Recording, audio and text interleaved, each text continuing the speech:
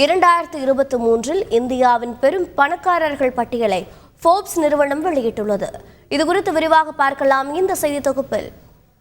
பொருளாதாரத்தில் முன்னேற்றத்தை நோக்கி பயணிக்கும் இந்தியாவில் பெரும் பணக்காரர்களின் பட்டியலும் பெருகிக் கொண்டே உள்ளது. அந்த வகையில் கடந்த ஆண்டு 166 பேர் பெரும் பணக்காரர்கள் பட்டியலில் இடம்பெற்ற நிலையில் இந்த ஆண்டு 169 பேர் இடம்பெற்றுள்ளனர்.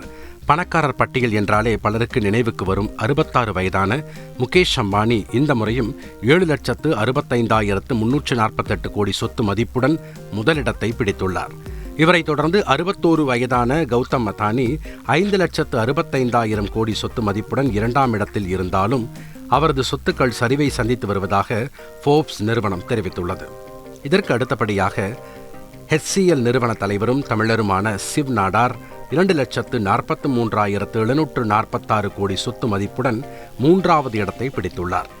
இந்த டாப் 10 பட்டியலில் இடம்பெறும் ஒரே பெண்மணியான சாவித்ரி ஜிண்டால் 4ஆவது இடத்தை பிடித்துள்ளார்.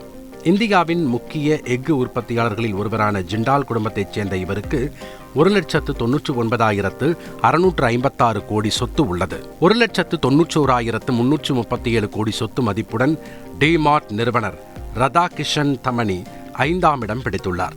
இதன் பிறகு கவனிக்கத்தக்க வகையில் 60,728 கோடி சொத்து மதிப்புடன் 25ஆவது இடத்தை பிடித்துள்ளது தமிழகத்தைச் சேர்ந்த முருகப்பா குழுமம். இதன் பின்னர் 39,000 கோடி சொத்து மதிப்புடன் 46ஆவது இடத்தை பிடித்துள்ளார் ஜோஹோ நிறுவனத்தின் ஸ்ரீதர் வேம்பு.